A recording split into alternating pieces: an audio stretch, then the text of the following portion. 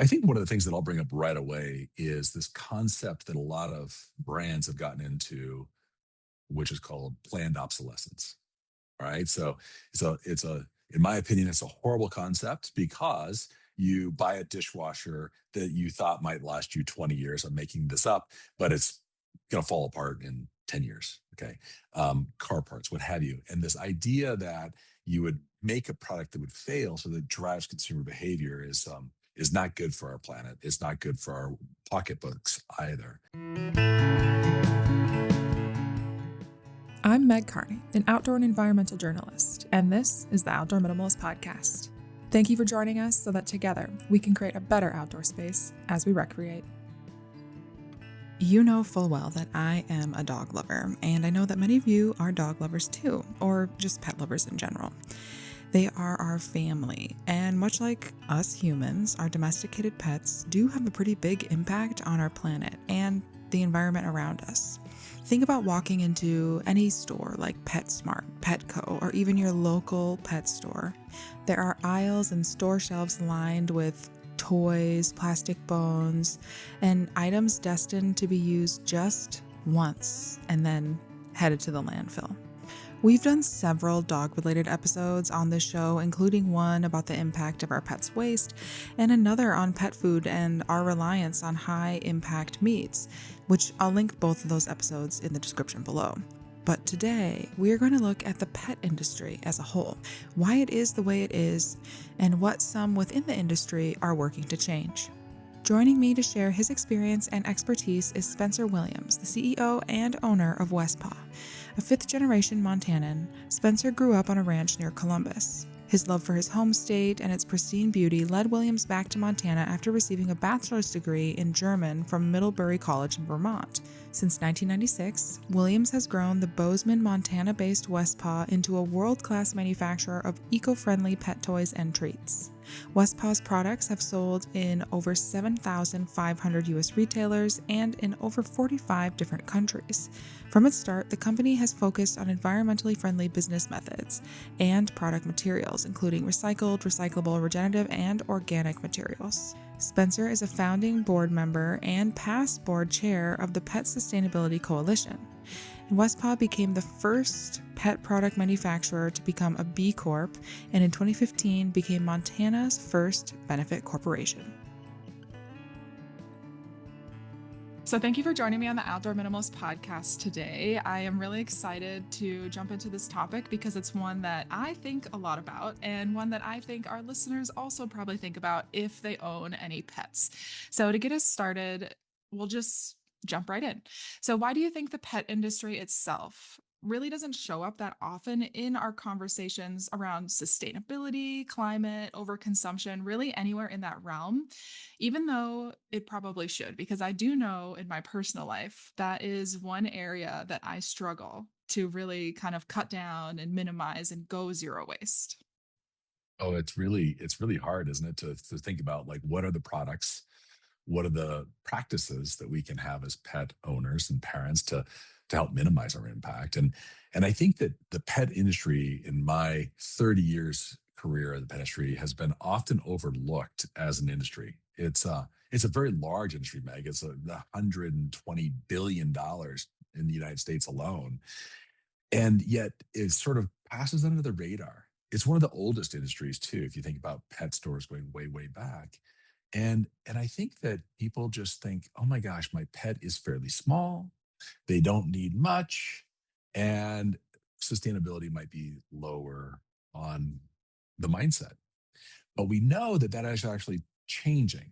And we know that because the consumer, especially younger consumers, are becoming much more aware of the impact that their pet has. And if we think about it from a really holistic point of view, we have an obligation as humans to care for our pets, and they share this planet with us. So we have to be thoughtful about them because they actually don't have agency, right? They use the product, they consume the food that we provide for them. So I think that the mindset is shifting, and I've watched that over my time in this industry. Yeah, I think that is really positive that we're kind of seeing that shift. It maybe could play in a little bit to the fact that less people are having children and families, and pets are kind of taking that place. I see that a lot with millennials and younger. But when we first talked, you drew some parallels to the pet industry and the children or baby industry in terms of products that we're buying and kind of how it's marketed, particularly around how wasteful that industry can be. And so, what are some of the similarities that you've seen throughout your career? That's a great comparison because if you think about what I was just saying is pets really can't care for themselves in the environment which we put them in, and certainly babies and young children can't either. So there's a lot of parallels just in that we are, as the adults, the caretakers, and we provide for the food, we provide the product for them.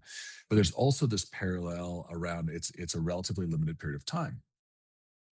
Pets don't live for a long, long time, and children pass through their phases and into, puberty and into adulthood. And it's a natural evolution of life that there's this need for certain foods and certain products over a shorter period of time.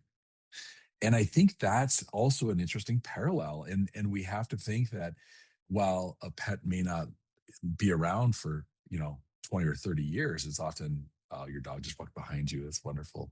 um while pets may not be around for a long, long time, we have the ability to manage the influence that they have on the planet and our resources. So I think that there's also this idea in children's and baby products, just like there is in pet, of consumption, and sometimes we get into the durability of that.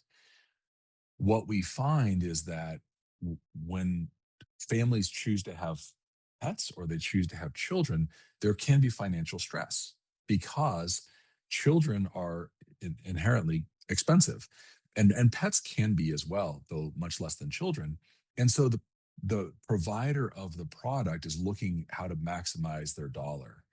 And unfortunately, they think about cheap products, which may not be durable, versus a little bit higher quality products that can be long lasting and durable. That's, I think, a couple of the parallels that I see of the pressures that face both baby products and children's as well as pet. Yeah, that durability aspect makes a lot of sense, especially when you frame it in that way, because, yeah, they're not necessarily going to be using it that long, or like the lifespan of that pet is not that long. And we will talk a little bit more about durability later in this conversation. But before we get Mhm. to that, I do want to talk about WestPaw as a company specifically, because even though we're seeing kind of this progression to maybe more sustainable pet industry in some arenas, it seems like that has been a topic of conversation for WestPaw since the beginning, long before it was mainstream, right? And so I want to Yeah. talk a little bit about what sustainability means in the pet industry when WestPaw began, and how that shaped that early mindset that has grown into what WestPaw is today. Absolutely. Well, WestPaw looks at sustainability, both social and environmental impact, as part of our core. Our core values are rooted in how we evaluate these long-term impacts throughout the business life cycle. And it started in 1996. A great proof point for us is that we were much more into cat products at that time, and cats really love catnip. And I was purchasing sacks of certified organic catnip grown in Oregon, certified by Oregon Tilth. And we would go to the trade shows. I'm talking 1996. This is 30 years ago. We'd go to the trade shows in the pet industry and educate why organic catnip was more potent, more healthy, and better for the planet to raise. And of course, cats consume it. They eat it, they sniff it, right? It's all this, it's in there, it's all around them. Wouldn't it be nice not to have, the chemicals on there? So this goes back to our origin story of let's provide the best agricultural product we can for animals, and that was catnip. Fast forward over the years, we were innovators in using recycled plastics in our textiles and fiber fills. We were innovators in using our materials in a closed loop system here in our factory in Montana to really minimize waste. And I think one of the biggest things we were innovators in is we decided to manufacture domestically. We put our foot in the ground and we said or a stake in the ground, and we're going to be rooted in our Montana manufacturing environment. And we're going to make everything we can profitably manufacture right here. And that also is a very sustainable, both social and environmental standard to abide by. That's a lot to be doing from the very beginning. And I mean, what has changed since then? I mean, how have you grown to be more sustainable from when you started? Because obviously, this has been a conversation and a thought process that's gone in since the beginning. But in order to scale, obviously, you need to sell more things. So, how have you maintained that while you've grown? Well, I think that that's a great question because as businesses grow, they can lose that passion for those founding core values and those operating principles of the business. And our product line has shifted wildly over these years, right? As the business has evolved, the industry has changed, and some of that is forced upon us due to supply chain changes. Some of that is forced upon us as we look at the industry and what the pet parent wants. But it's also incumbent upon us to think about what is the change we're driving for? What change do we seek to be a part of? And so when I think about supply chain, we were buying textiles that were manufactured in the United States for a cut and sew factory. That's what we started off as. And the change in the industry that was forced upon us was that those textile mills in the United States were shutting down at a rapid clip. And while we wanted to be rooted in manufacturing in the United States, if we don't have supply chain of textiles, how do we do that? That pressure around access to textiles domestically made was one pressure. At the same time as we had a lot of consumers saying, we love the plush toys, but it's not durable. My dog shreds it up pretty quickly. Is there something else you could offer?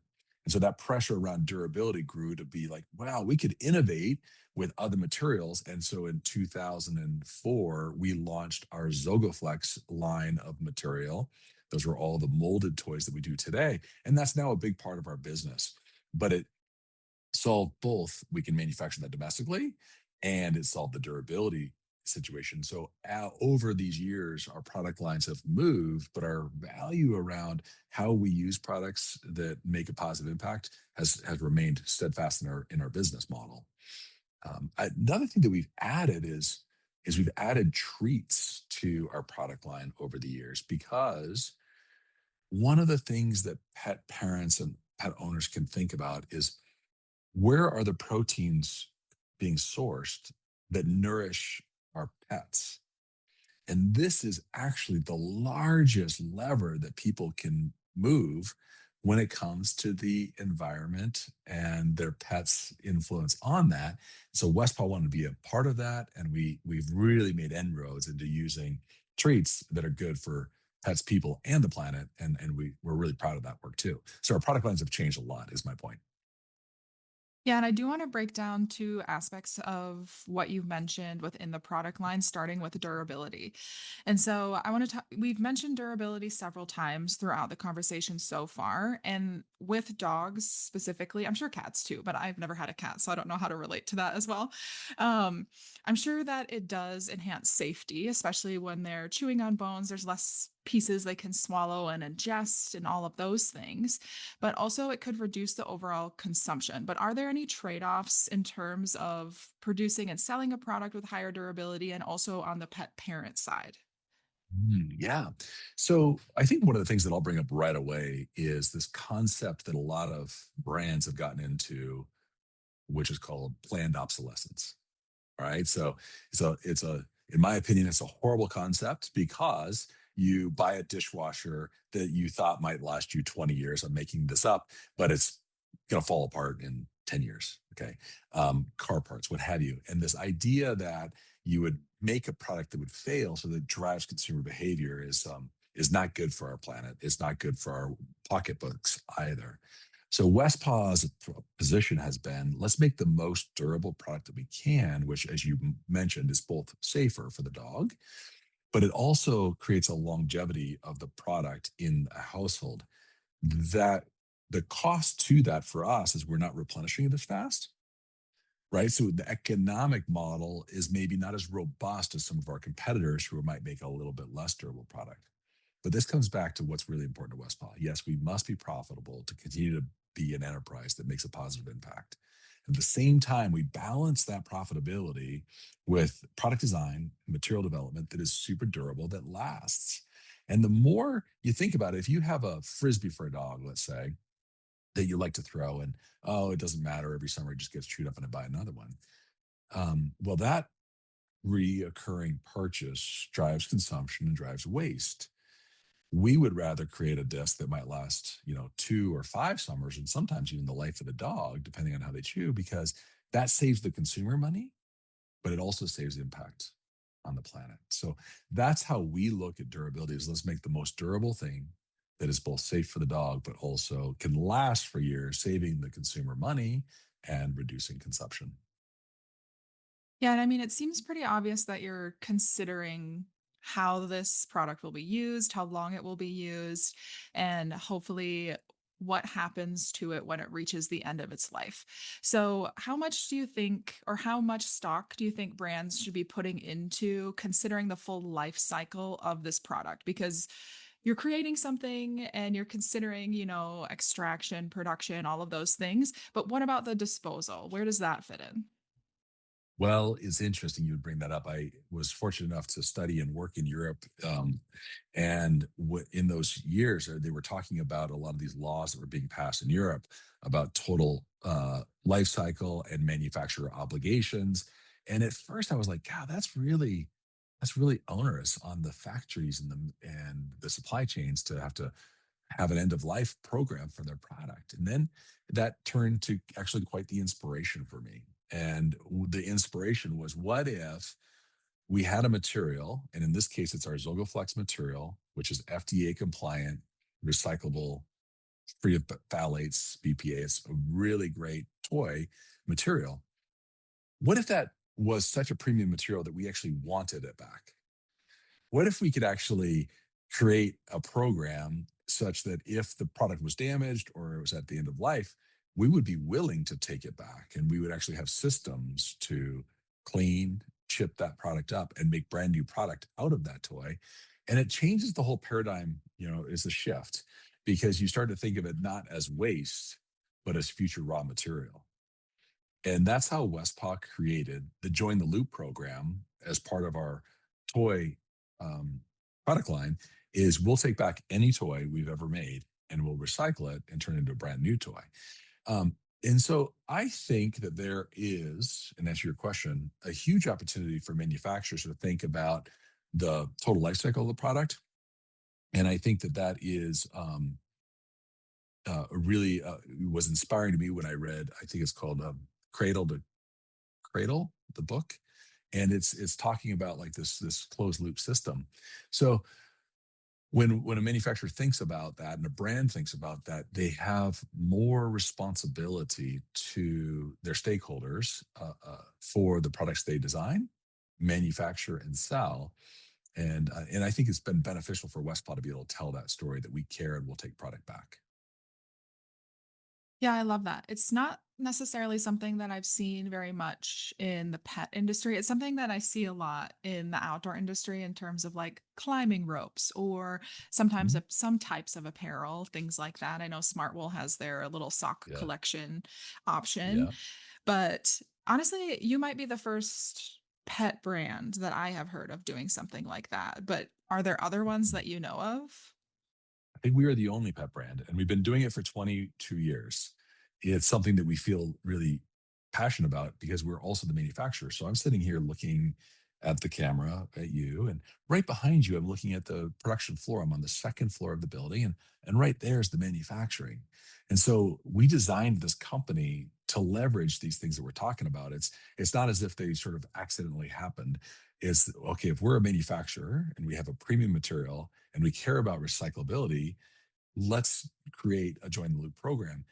There's nobody in our space who does those things. And it's any one of them is complex, right? Being a brand is complex, designing product, manufacturing is certainly complex, let alone recycling. We bring those all together to create synergies in this business that actually have a net benefit to the people on the planet, which is what we are out for. Well, hopefully more pet brands can adopt this in the future and you can be a good example for them. But one thing that you mentioned earlier as well that I wanted to take a closer look at is your mention of the food that our pets are eating. And I don't believe that WestPaw makes like dog food per se, but you do produce treats, which is a big part of many pets' diets, especially if you're training your pet, or I don't know, I just give my dog treats all the time. And I think when I think of my dog's overall footprint, food is a primary pillar of that because it's based in meat, right? And the agriculture and like production of animals is so intensive and has such a huge climate impact. So I just want to break that down a little bit. I know that was a lot to kind of Mhm. splurged right here, but in terms of adding treats to production, I mean, it kind of makes sense because if you have such durable toys, then adding treats is a consumable. People are buying that more often. But then also, how do you make them in a way that is not necessarily supporting such a climate intensive production model of like producing animals? Oh, that's such a great loaded question with all sorts of things. Well, let's unpack it a little bit because I think that you getting to the genesis of why treats. First piece is the economic model, right? We make toys that can hold treats, so let's make the world's best treats to work with our toys, right? That economics works really good for WestPaw, and with the consumable of treats, they obviously the dogs love them, they eat them, and they buy again. So this is really really good. So economic model works. How does it help us on the sourcing and the cultivation of animals, and also the vegetables and other things that go into the ingredients? So unpack that a little bit. One of the things that's really important is place. We've talked about place as it relates to our manufacturing in the United States using domestic supply chains because we're not importing and moving raw materials around the whole world, right? We're closest to our major market, which is the United States.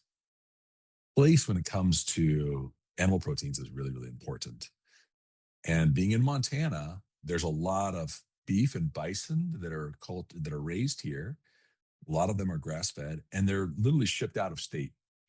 And so one of the founding principles of this was how do we prevent this waste of animals being now shipped out of state and at commodity markets when the beef raised in Montana is such a premium beef because we have these open grasslands. It's very, very nutritious.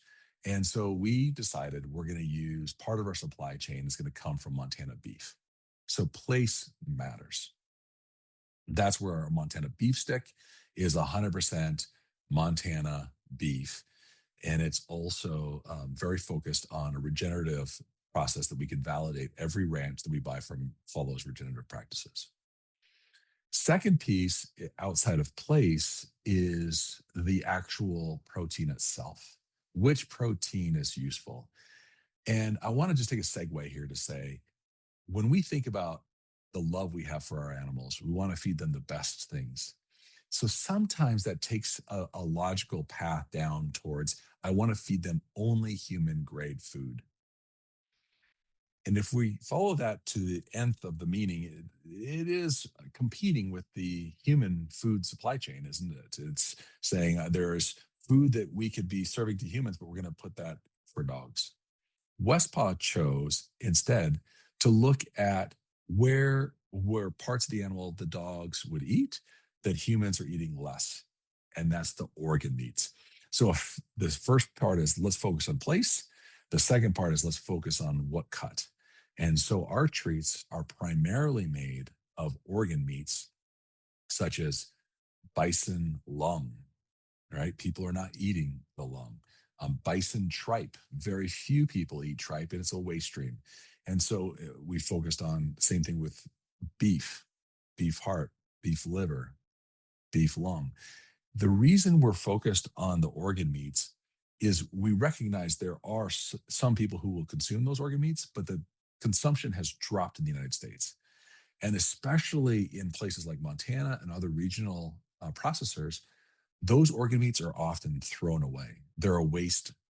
And that cost affects the money that the ranchers take home and the producers themselves. but it also affects the planet because that waste stream are good proteins that could be consumed and add life to dogs. So that's how we've looked at it. We first created the economic model. Yep, this makes sense. We want treats to work with our toys.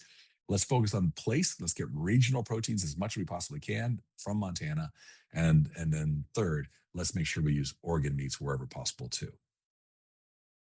Yeah, I love that. I mean, it's obviously very well thought out. And the emphasis on more like regenerative farming of animals, I think, is important and worth discussing. And also, the organ meat is interesting because, well, like you said, it's wasteful. It's just being thrown away. And if this animal has to die to be produced anyway, then why would we throw parts of them away? And I'm not a pet nutritionist. So, people listening, take this with a grain of salt and do your own research. But from my own knowledge of organ meat, that it's very nutrient dense for dogs. I mean, they probably shouldn't only be eating organ meat, but as a treat, they're getting like a little bit more diversity in their nutrition. So I find that really interesting as well.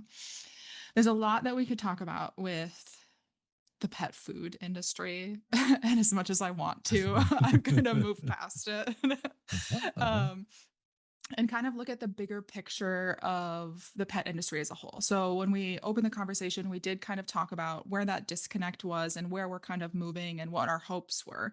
But from your perspective, being in the industry for as long as you have been, what do you think are some of the biggest systemic barriers preventing the pet industry from truly becoming less wasteful and truly stopping this overconsumption sort of narrative that they seem to be pushing? Well, uh, I think one of the things that we can do is bring the pet industry closer together to share pre-competitive ideas to help us all be better off. An example that I would go back to as well, WestPaw was one brand pursuing these very lofty goals around sustainability and social impact. We were only one business. And so thankfully, back in 2012, a group of businesses came together. One of eight was WestPaw, and we all worked together to be founding members of the Pet Sustainability Coalition. That coalition now has 180 members, I think it is, across the industry and throughout Europe. And it's really to bring the industry together to talk about how can you run a profitable business while doing good by people and the planet, and ultimately, of course, the pets. That's one thing that I think is a movement that matters. And what we were also able to do was get a lot of other businesses in the pet industry to certify as a B Corp, because that creates, again, a tighter network of people trying to move business as a force for good. But there is progress that is happening. I want to be really clear, and that is very, very good. And it's more than just aspirational, because there are in the Pet Sustainability Coalition metrics of performance and recognition of that. We have seen businesses step up their reporting and step up their claims verification so that they can be recognized by the Pet Sustainability Coalition at industry events as a leader in the industry. So I think that's all moving in the right direction. What I think the consumer needs to do, and this happens in every industry, is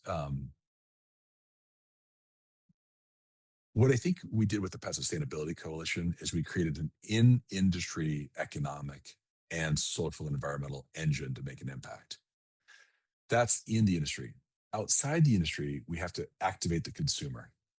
And that consumer is the ones who get to vote with their dollars and create the pull from the system on the products they want.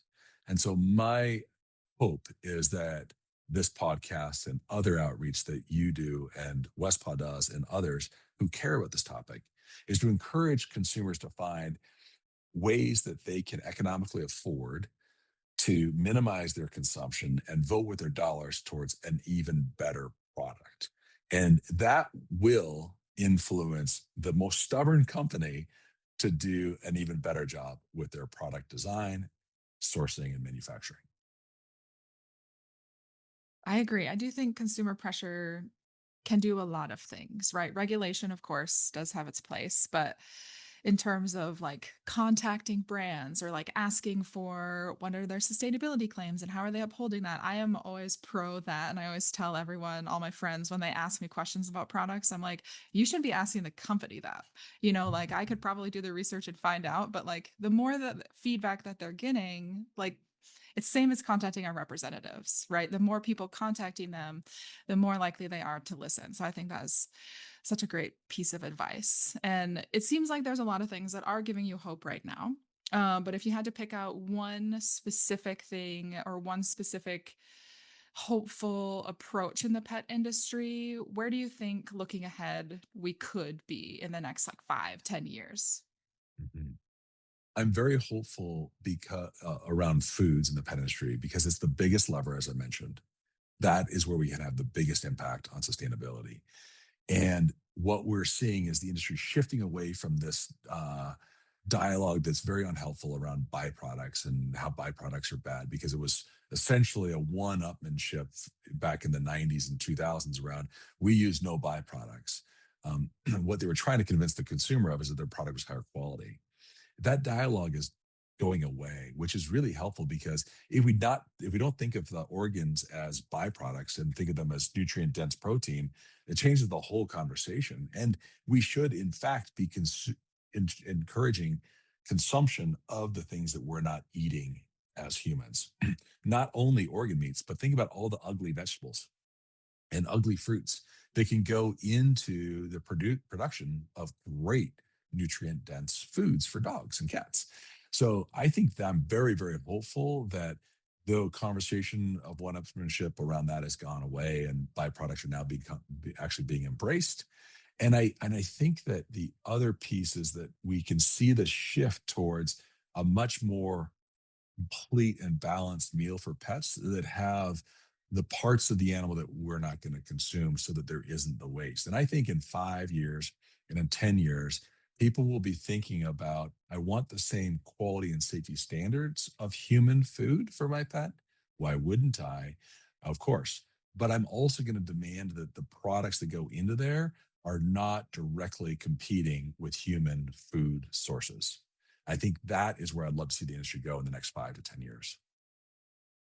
It's a really interesting reframing, but I definitely have noticed that as well when I'm kind of reading packaging of food that I'm buying for my dogs and like that push and pull sort of situation that's going on. But a lot of it just has to do with the language and like what we are kind of referring to that as. Mhm. As much as we could continue this conversation, I am going to wrap Oh, things up. yes. And if people want to learn more about WestPaw and what you guys have to offer, what is the best way to do that? The best way is to go to westpaw.com and they can read about our products and our company and our impact there. We produce an annual impact report as well, which goes deep dive into a multi-page document around impact if that's what somebody really wants to dig deep in. And then support your retailers. We sold nationwide in retail, and we love it when consumers go in there and say, hey, I heard about this. I'm glad you carry it. So that's really helpful. And I'll be sure to share links to that in the show notes below so people can find that easily. But Spencer, thank you so much for taking the time to sit down and discuss this important topic and for all the work that you're doing in the pet industry. You're welcome, Meg. It was a pleasure to talk with you. Thanks for your work too. Thanks for listening. And if you like what you hear, let me know. Leave a review and be sure to subscribe so you never miss an episode. You can find us on Instagram at outdoor.minimalist.book, on YouTube, or subscribe to our weekly newsletter at theoutdoorminimalist.com. For even more updates, other educational resources, and to help build an outdoor community with the shared goal to create a better outdoor space as we recreate.